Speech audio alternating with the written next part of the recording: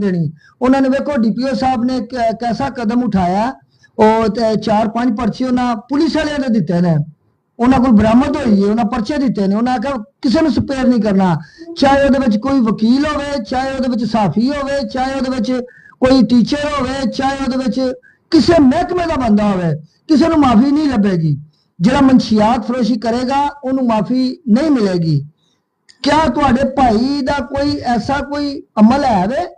जी नहीं, वो बिल्कुल मनशियात नहीं भेजदा। मैं एक टीचर होने के नाते, एक बाज शहरी होने के नाते मैं हलफ देने से तैयार हाँ। हूं लै जाओ, मैनू मस्जिद लै जाओ, कुरान ते लै लो, कोई मनशियात नहीं भेजदा। ठीक है, सिगरेट पींदा है, लेकिन यह नहीं कह सकते कि असं कोई मुनशियात वेचदा है। जेडे ग्रुप वेचते हैं उन्होंने सरेआम इन्होंने आपस करते रहे। मैं डीपी साहब बहुत अच्छे ने, मैं उन्होंने बारे वाकया सुने ने, वो बड़े अच्छे बंदे ने, वो गलत पर्चे देने के खिलाफ फौरी तौर पर एक्शन लेंदे ने। मैं उन्होंने रिक्वेस्ट करना सर, अज अगर तुसी साडे नाल खड़े ना होए तो इन्हां लोगों नूं शह मिल जाएगी, ये मासूम बंदे के खिलाफ एक्शन करते रहेंगे, अपने इख्तियारात का नजायज फायदा उठाते रहेंगे। कि सर मैं एक उस्ताद होने के नाते रिक्वेस्ट करना सर, अज साडे नाल खड़े हो, एक मजलूम के नाल खड़े हो ते इन्हां लोगों के खिलाफ एक्शन लवो, इंक्वायरी करो इन्हां दे खिलाफ।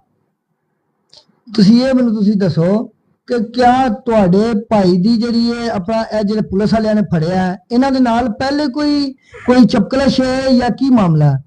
सर पहले भी क्योंकि मेरे नाल इंटरनेट का कोई काम करता रहा, मेरे नाल कई मेरी मौजूदगी च उन्होंने पहले भी कहते रहे कि तू कम शम करना, कोई सानू भी कोई चाह पानी दिया कर, ईद शीद दिया कर, ते जूं मैं सामने होना हाँ तो वो अगे पिछे हो जाते हैं। ठीक है, ते अगर ऐसी चीज होती तो मेरे सामने क्यों नहीं करते हैं ना, मेरी गैर मौजूदगी की बीते ने।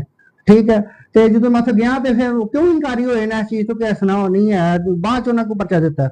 SHO साहब का बिहेवियर तुहाडे नाल अच्छा नहीं सी? बिल्कुल नहीं सी ठीक है। सारी जी एक्टिविटी SHO के कहने साहब उन्होंने कहने के नाल मेरे नाल होई है। एक टीचर ने ना उन्होंने मैनू जरा कमरे च बंद करवा साडा मोबाइल खोलिया तक मैं किसी राबता ना कर सका, ते मैनू लान तान करना, फिर मैनू नौकरी तू फारग करवाने का जरा धमकियां देना, ते ये बहुत गलत है। नाज़रीन तुसी टीचर की गल सुन रहे सो कि उन्होंने कहना है कि असी बिल्कुल इस चीज़ का हलफ देने नूं तैयार हाँ कि मेरा भाई बिल्कुल मनशियात फरोशी नहीं करता, पींदा जरूर है लेकिन बेचदा नहीं। और मैं यह भी DPO साहब अगे अपील करांगा कि DPO साहब जेड़े मनशियात फरोशी करते हैं उन्होंने ते कार्रवाई होनी चाहिए है। जेड़े पींदे ने उन्होंने अगर फड़दे हो उन्होंने किसी कोई ऐसा मरियम नवाज साहब अगे मैं अपील करना वा, DPO साहब अगे